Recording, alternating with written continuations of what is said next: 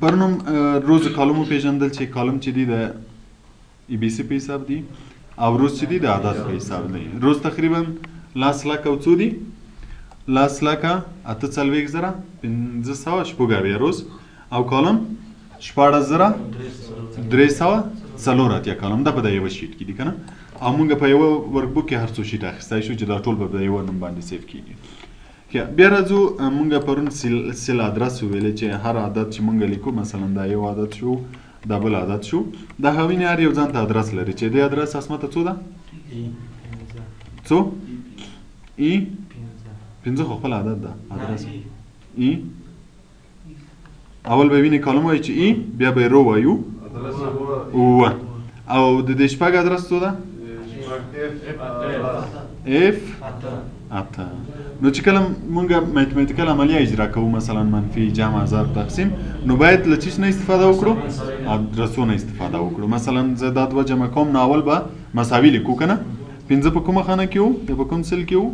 ای او وینه د خپل انتخاب شو جمع یا منفي یا ضرب هر عملیه چې وي مثلا شپږ په کومه خانه کې ده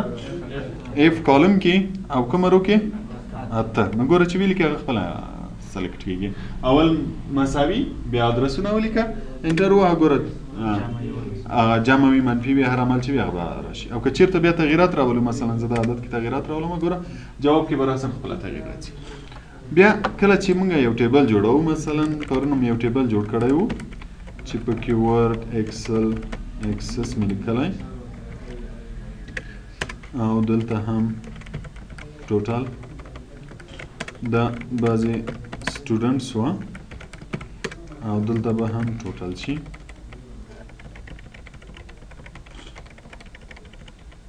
دا د دوی نمرې شوې دلته زه ټوټل راوباسم. پرون موږ څه کار کوو مساوي به مو لیکو د هر یو ادرس به مو لیکو که نه. داسې که چېرته زموږ ټیبل ډېر زیات اوږد وي مثلا لاس پروګرام امتحان یې ورکړی یا مضامین یا یو بل د کمپنۍ یو ټیبل جوړوي چې په هغه کې دا کالم ډېر زیات وي نو که چېرته ته د پرون عملیه اجرا کوي چې مساوي دا جمع دا دا قسم خو به ګوره وخت ونیسي که نه. نو بیا اسانه فورمول یې څه شی ده چې اول مساوي لیکئ بیا سم SUM په ورډ کې به مو په یاد وي که نه چې ټیبل کې مو فارموله ویلې وه که نه اول به هم سم لیکو که نه. سم چې دا همیشه د جمع لپاره استعمالیږي اول به سم ولیکئ ګوره د فورمولو لیست هم راځي دا ټولې هغه فورمولې دي چې په اکسل کې ډېرې زیاتې فورمولې لري اکسل خو سم به ولیکئ بیا قوس خلاص قوس چې د خلاص کو ګوره دلته درته وایي چې نمبر 1 بیا نمبر 2 دې کې هم نمبر په نمبر ورته ویلی شي لکه د پرون غوندې خو هغسې بیا وخت نیسي که نه. نو ته به څه کوې چې د اولې خانې ادرس به ورکوې او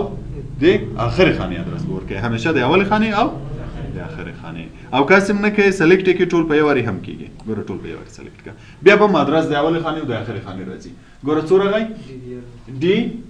14 او آخرې څو راغی اف 14 د اول او د آخرې چې دې ورکړو د منځ خپله ټول اخلي ځان سره نو بیا قوس بند او انټر یې کړه ګوره ټوټل به راوځي. اوس ګوره که زه چېرته تغییرات راولم مثلا دام یو شي دام یو شي دام یو شي جواب یې څو راوځي 3 پوه شوئ. بیا کوم د نورو ټوټل راویستو څه به م کول دا به کلیک کو او کله چې دغه د جمع علامه راشي دا به لاندې راکش کو د نورو ټوټل به خپله راوځي. یا مثلا دلته زه دا جمع کومه مساوي سم او خلاص اول ادرس او آخر ادرس اول ادرس څو ده راته ووایاست ډي څو ډي 14 15 خو خپل عدد ده که نه 14 ګوره هغه سلیکټ شو. بیا به آخر ادرس خو علامه به سیمی کالم ورکوئ شیفت به نیسئ دا د ال څنګ کې چې بټن ده دغه به سیمی کالم دې ته وایي دا به ورکوئ ال څنګ کې اوهو شیفت به ونیسئ بیا دا بیا د آخر ادرس څو ده ډي څو 14 دغه وینئ ډي 14 ګوره نور منځ یې ټول خپله انتخاب شو قوس بند او انټر ټوټل به راوځي. بیا د دې لپاره چې دا نور راوباسې دا به داسې کش کړي تر څو دا نور راوځي. اوس ګوره که زه 2 کې تغییر راولم څو راغی لاندې جواب 4 پوه شوئ. که چېرته داسې عددونه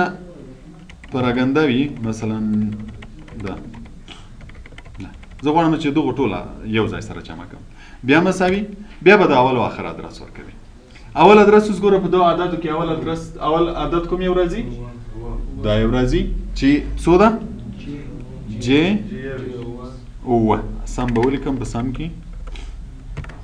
جې څو ده 21 ګور هغه انتخاب شو بیا سمی کالم اوس آخر عدد کوم یو ده د کوم یو ادرس باید ورکو څلور ګوره که څلور کوم کالم کې ده ام او عدد درویشت ده درویشت اوس وګوره لاندې دوه عدد ترې پاتې شو که نه قوس کې وینې صرف دا راغله نو د دې دا مطلب چې صرف دغه درته جمع کوي دا دوه نه جمع کوي نو ته باید داسې ادرس ورکړي چې دا ټول پکې راشي دغه عدد چې د آخري کالم ده که نه کوم کالم کې ده ام او دا عدد ګوره آخري رو کې ده نو تاسو به بیا څه کار کوئ همیشه به د آخري کالم او د آخري رو ادرس ورکوئ اوس ګوره ودې لیکل ام چې کالم شو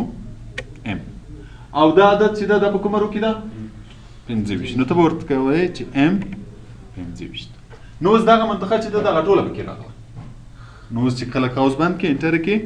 دا به ټول درته جمع کړي او کله که بیا په دغه منطقو کې کوم بل عدد ولیکي هغه به هم بیا ورسره جمع کېږي په دې خاطر چې ایریا ټولو کور شوې ده پوه شوئ او کوم داسې نه غوښته نو بیا مجبور یاست چې مساوي د سم نه پرته مساوي یا سم نه دا د دې ادرس جدا ورکړي دا جدا ورکړي داسې وکړه لږ به یې طریقه اوږده شي خو مجبور یې چې ټول ورکړي او که یې سم په طریقه کې بیا داسې کوئ پوه شوئ په دې باندې ښه دغه به زه لږ سلیکټ کړم له دې ځای نه به بارډر ورکړم او دا خو ټول درته معلوم دي که نه بولډ ایټالیکو فونټ او فونټ سایز او فونټ کلر او غټول او وړه کېدل په دې کې څه مشکل نه لري که نه کټ کاپي فارمټ پرنټر هم په یاد ده حاجي احمد په یاد ده فارمټ پرنټر د چا په یاد ده څه کار کوي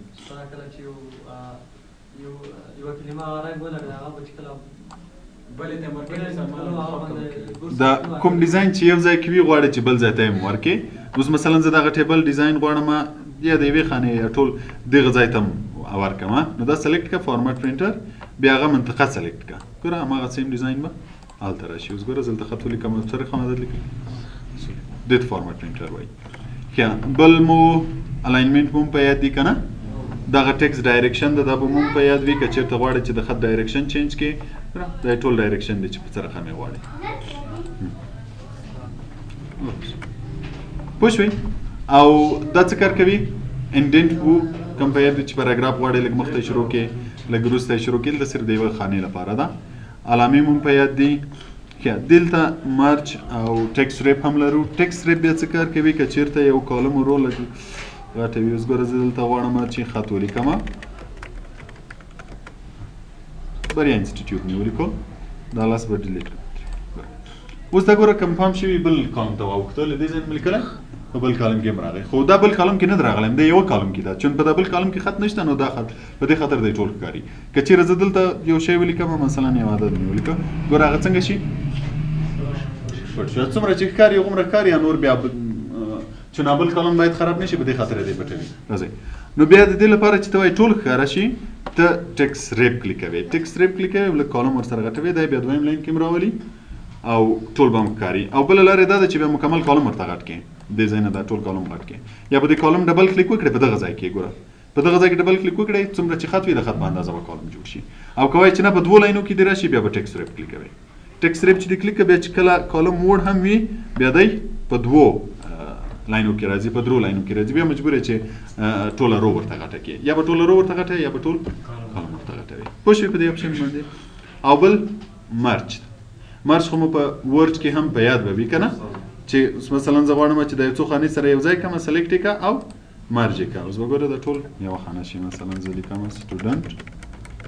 ریزلټ دې ته به هم کالم کور کوه رنګ کور کوه پوه شوې دا مینه ماغه د ورډ آپشنونه دي چې په کې اضافه نشته که دا شیان چینج دي دا به سبا ته پرېږدو اول به راشو فایل ته په فایل کې چېرته لاړو فایل کې نیو درته معلوم ده چې نوی فایل راولي له دې ځای نه خالي راځي او له دغه ځای کې بعضې ډیزاینونه شته که غواړئ چې له دونه استفاده وکړئ هم یې راوستی شي اوپن هم درته معلوم ده د اوپن شارټکټ فرات چی است کنټرول او که یې سیو کوئ کنټرول اس سیو از حاجي احمد څه کار کوي استاد کله چې یو شی مونږ یو په بل نامه یې سیف کو مثلا دغه چې ده فرض مثال د استادانو د تنخواه هغه ده که نه شیټ ده د کومې میاشتې مثلا د یوې میاشتې ده اوس د بلې میاشتې بیا هم دغه شی خو صرف په اعدادو کې تغیرات راولي که نه نور همدا شی وي صرف په اعدادو کې تغیرات راولي نو سیواز کوئ تر څو 2 شي یا بیخي په بل شیټ کې جوړوم دا یو فایل کې بل شیټ کې ښه بل پرنټ شارټکټ چی است خالد کنټرول پی کله چې غواړئ چې پرنټ یې کړئ اوس مثلا زه دغه شیټ غواړم چې پرنټ یې کړم مونږ ویل چې په دې یو شیټ کې مونږ تقریبا ډیر زیات روز لرو کنه نو دا یو شیټ کې به ډیر زیات صفحې هم وي په دې خاطر چې لاس لاکه روز ټول به یو صفحه کې نشي پرنټ دی کنه 14000 کالم خو به یو صفحه کې نشي راتلای نو په دا یو شیټ کې مونږ ډیر زیات صفحې لرو صفحې به څنګه ښکاري چې کله ته پرنټ ته لاړ شي بیا درته ښکاري ګوره پرنټ کلیک کا اوس ګوره دومره ځای په یو صفحه کې راغلی او دلته درته لیکلي چې ټولې څو صفحې کې دي 2 صفحې کې دغه یوه صفحه ده چې کله دغه ځای نه نیکسټ کلیک کړې ګوره دغه بعضې خطونه بلې صفحې ته تللي چې کله دلته کلوز کلیک کړې اوس به ګوره دلته دا یو لاین پیدا شوی دغه لاین ته هم اوس پام شته د چې کله پرنټ پریویو کلیک کوي یا پرنټ کلیک کوي بیا ښکاره کېږي چې کلیک کړی مې نه وي اول سر کې نه ښکاري د دې مطلب دا چې دا خوا یوه صفحه ده او دا خوا بله صفحه ده اوس که لاندې لاړ شي ګوره دلته به اوس ډېر زیات نور وي وینئ دا خوا یوه صفحه شوه دا بله شوه دا بله شوه دا بله شوه دا نو اوس چې لاندې ځې ګوره دا ټولې صفحې دي نو اوس به په یوه شیټ کې تقریبا ډېرې زیاتې صفحې وي دا صفحې چې دي زیاتې کمې د چیش په اندازه کېږي د سایز په اندازه که چېرې موږ د صفحې سایز وړکی انتخابوو که نه نو بیا په شیټ کې صفحې زیاتې جوړېږي او که سایز غټ انتخابوي بیا کمې جوړېږي مثلا اوس دغه تخته ده که دا کې غټې غټې خانې جوړې کړي که نه بیا کمې خانې جوړېږي او که وړې پکې جوړې کړي بیا زیاتې جوړېږي نو که چېرته موږ د صفحې سایز وړکی انتخابوو نو بیا په یوه شیټ کې ډېر زیات صفحې راتلی شي او که چېرې غټې انتخابوو بیا صفحې کمې راځي نو فعلا چې دا په پرنټ ریو ته راځو له دې ځای نه پرنټوي له دې ځای نه پرنټر انتخابوي دا خو په ورډ کې مو ویلي وو که چېرې د یوه کمپیوټر سره د 2-3 پرنټره انتخاب وي هغه وي کنیکټ وي نو چې د هر یوه نه ته پرنټ باسې دې ځای نه به یې نوم انتخابوي بیا به پرنټ له مغه نه وځي مثلا رنګه پرنټر هم لرئ ساده پرنټر هم لرئ که نه ټول کمپیوټر سره وصل دي نو کوم یو نه پرنټ باسې ته باید له دې ځای نه نوم انتخاب کړي او کاپیز څو کاپیانې باسې مثلا دا یو فایل د 2 ورقې دی څو کاپیانې باسې له دې ځای نه به ورته وایي او بل پکې پرنټ ایریا ده چې څومره منطقه غواړي چې پرنټ یې کړي پرنټ اکټیو شیټ پرنټ اکټیو شیټ څه مطلب چې دا کوم شیټ کې چې مونږ کار کوو دا ټول راته پرنټ کړه کېدای شي مونږ 2-3 شیټه ولرو بل شیټ اضافه کوم په دې جام علامه به کلیک کوم شیټونه به اضافه کېږي مثلا دې شیټ کې هم تا کار کړی دې شیټ کې هم تا کار کړی خو ته ورته وایي چې کوم شیټ دې پرنټ شي صرف شیټ 1 دې پرنټ شي خو نو بیا هلته پرنټ کې ورته وایي چې پرنټ اکټیو شیټ اکټیو شیټ مطلب کوم شیټ کې چې زه کار کوم هغه راته پرنټ کړه کوم یو چې فعاله هماغه راته پرنټ کړه پرنټ انټایر ورک بک ورک بک موږ پرون ویل چې ایکسل فایل ته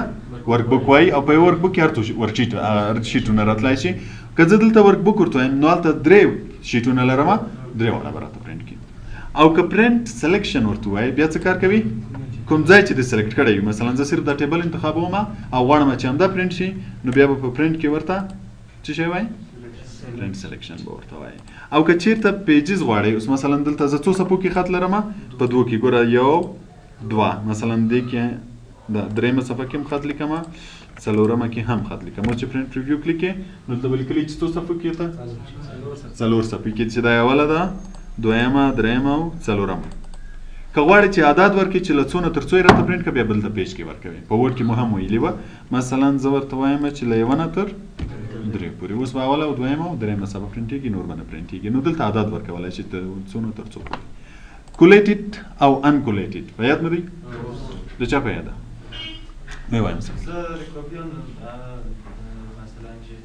کاپیانو نرخ کوي څو دانې منظم کول چې څه رقم یې پرنټ کړي مثلا ما دلته ورته ویلي چې دغه 3 صفحې یا 4 صفحې چې لرم د دې 3 کاپیانې وباسه څه رقم یې وباسه که چېرته کولیټډ کلیک وي اوله 2مه 3مه بیا بله سره شروع کېږي بیا بله سره شروع کېږي او که انکولیټډ وي بیا اوله صفحه 3 وارې بیا 2مه صفحه 3 وارې دغسې غیر منظم به وي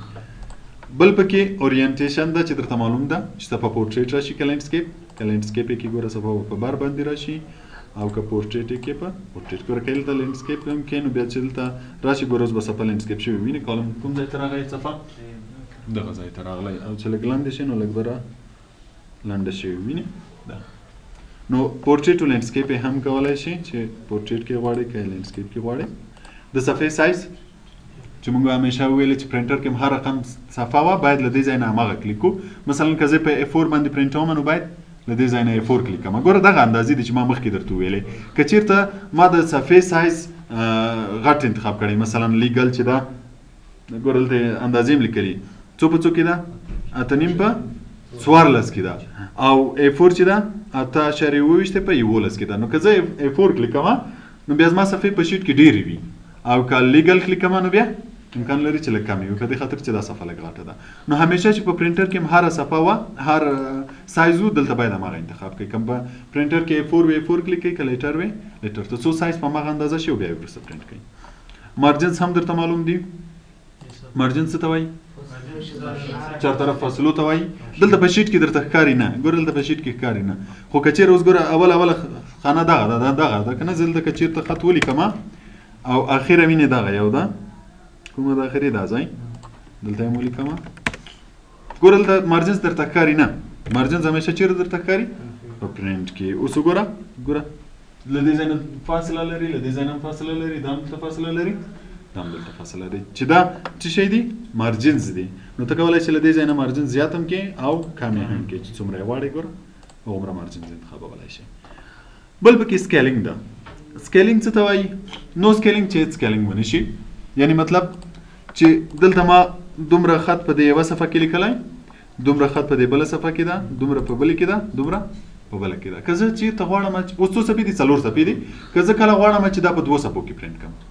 یا په یوه صفحه کې پرنټ کړم، هم یې کولی شم، خو بیا به لږ وړکی کېږي. مثلا ته غواړې چې د 3 صفحو 4 صفحو خط په یوه صفحه کې راشي، بیا به لږ وړکی راځي. او که داسې هم کولی شي چې مثلا زه د یوې صفحې په 2 صفحو کې پرنټ کړم، په 2 کې، نو په هغه صورت کې بیا خط لږ غټ راځي. نو دې ته سکیلینګ وایي.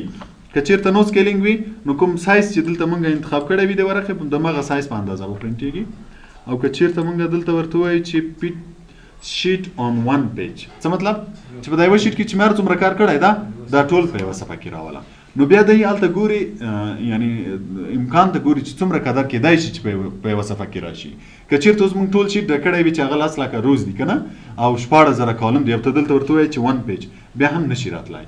کموي یې خو په یوه صفحه کې نه راځي. کېدای شي چې کمو صفحو کې راولي، مثلا که تعداد 1000 وي کېدای شي 800 ته یې راولي، 600 ته یې راولي، خو یوې صفحې ته نو بیا په هغه صورت کې نه راځي. یوې صفحې ته په هغه صورت کې راځي چې امکان یې وي. مثلا اوس کېدای شي چې راشي، په دې خاطر چې کم ده. اوس ګوره ټول راغله که نه، وینې راوړې کو، دا یې ورسره یو ځای کو،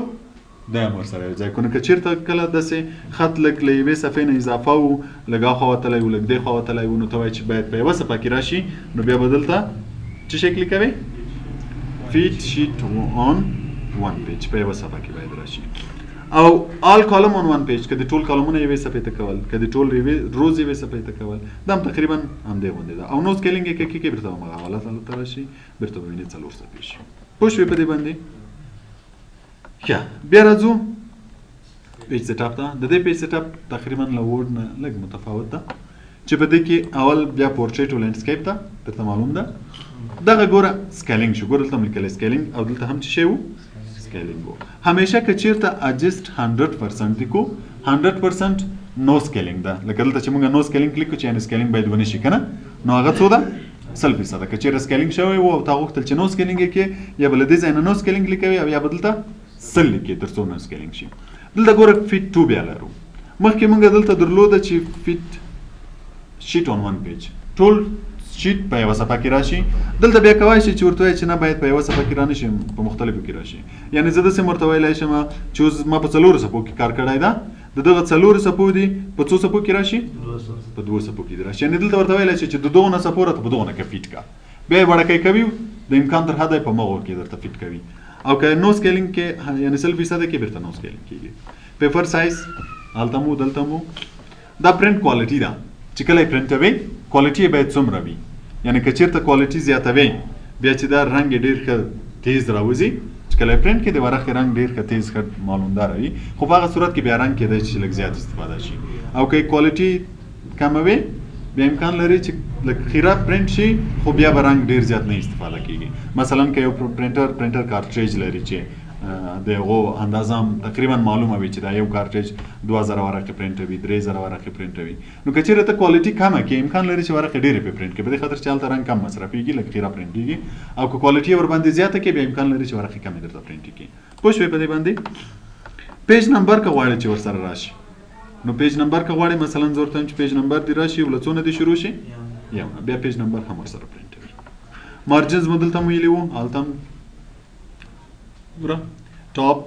لیفټ رایټ اینډ باټم دلته هیډر اینډ فوټر هم لرو هیډر اینډ فوټر په ورډ کې ویلي وو که نه چې هیډر چې دا همیشه چیرې راځي صفحې په سر کې راځي او فوټر چې دا لاندې راځي نو هیډر څومره فاصله ولري له سر نه که مثلا ته کوم خط په هیډر کې لیکلی وي څومره را لاندې شي که چېرته غواړې چې لږ لاندې پورته کړي نو بیا له دې ځای نه فاصلې ورته ورکولی شي په ورډ کې به هم پوهېدې په ورډ کې هم فاصلې درلودلې که نه دا که هیډر کې د کوم خط لیکلی وي که چېرته فاصله زیاتوي نو هغه د هیډر خط چې د لاندې به راځي او که یې کموي بیا به پورته ځي او د فوټر هم کولای شي چې د فوټر کې کوم خط لیکي هغه بره راشي او بېرته لاندې لاړ شي بل سنټر آن پیج که چېرې کوم خط چې مونږ لیکلی وي مثلا په یو څه به ترې ډیلیټ کړم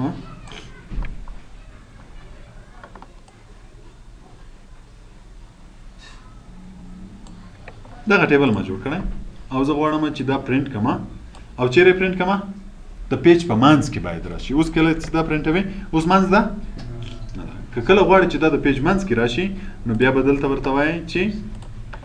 سنټر آن پیج هوریزنټلی اینډ ورټیکلی دا د پیج منځ کې هوریزنټلی راته راوله